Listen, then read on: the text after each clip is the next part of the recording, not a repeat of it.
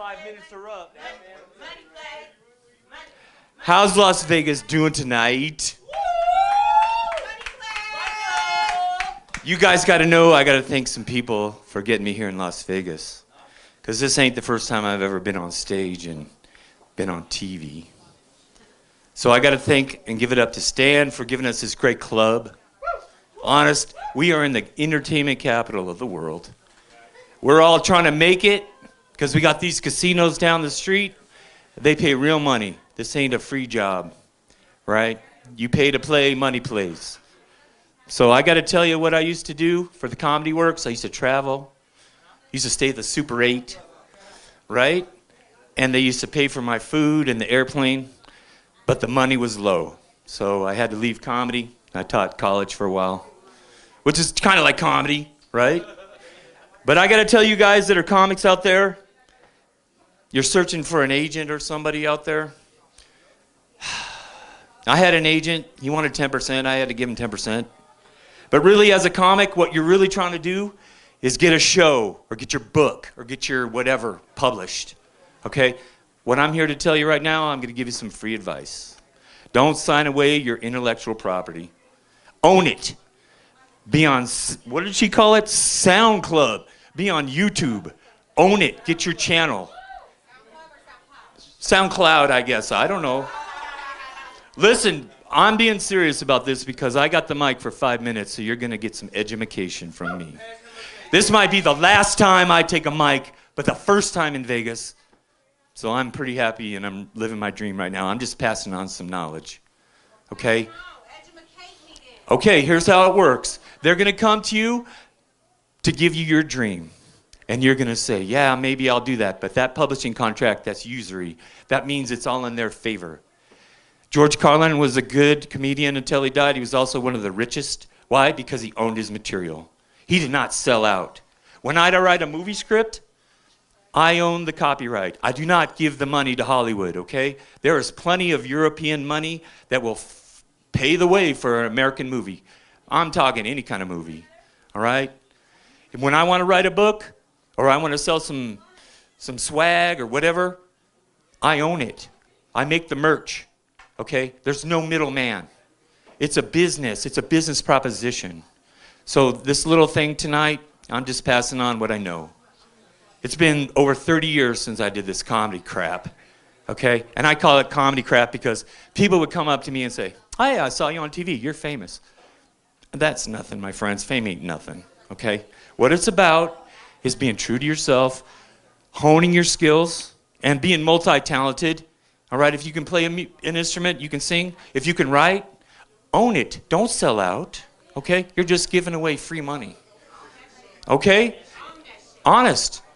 I'm working on a project right now. I might become rich by it. I might not. But I'm old enough to retire from it, and I don't care if I do or not. So if you want to hear a joke, tell me. If you want to hear a story, let me know. What do you want to hear, jokes or story? Okay, I'll give you a joke. I just got out of prison. I was there for 6 months, right? I show up to my cell, and my cellie goes, "Would you like to be the man or the wife?" He said, "Do you want to be the man or the wife?" And I thought about that. I thought about that because I've never been to prison before.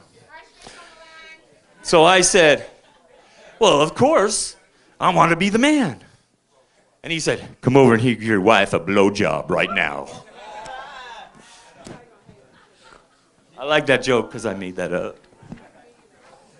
Let's see. How about a story? All right. I used to manage this hotel called Plaza Suites Hotel in Denver, Colorado. One of my friends, Rudy, calls me up about 11 o'clock. We used to work the midnight shift. He calls me up about 11 o'clock and said, "Ron, can you give me a ride?" I said, "Yeah, Rudy, where you at?" He lives down on Martin Luther King in Washington in Denver. So I haul ass down there. And I didn't ask him for the address because I'm just dumb. So he told me, he said, "Ron, just look for the white Cadillac." Do you know how many white Cadillacs are down on Martin Luther King Boulevard? This is a true story, my friend. So I go up and I knock on the first door. And the door opens. And there's a double-barrel shotgun pointing right in my face. And the guy goes, "Yeah, what do you want?" I said, "Does Rudy live here?" Ain't no Rudy here, my friend. And this is like almost midnight, and I'm in the middle of Martin Luther King in the dark. There's like 12 white Cadillacs down this street. And I'm like, okay, so I go to the next door. These people wouldn't even answer the door. But I look down the street, and there I see this little guy doing this. It's Rudy in front of his white Cadillac. I said, Rudy, why didn't you tell me the address? But we made it to work. We made it on time. So Rudy and I, we worked that night. This was probably a different night when this happened. This hotel, when it was full of people, no problem to manage, but we used to play chess. So we'd sit there and play chess all night, getting paid for it. This dude comes running in, he goes, listen, the building's on fire. And I was like, really? I didn't call the fire department right away. What I did was I sent Rudy go check. So Rudy checks, and he goes, yeah, Ron, there's a building on fire. So I called 911. And we got it taken care of. But the arson investigator comes up. He was a Hispanic guy, Hernandez. He's like, listen, Ron, I want to talk to the owners. And I'm like, why? I manage this place.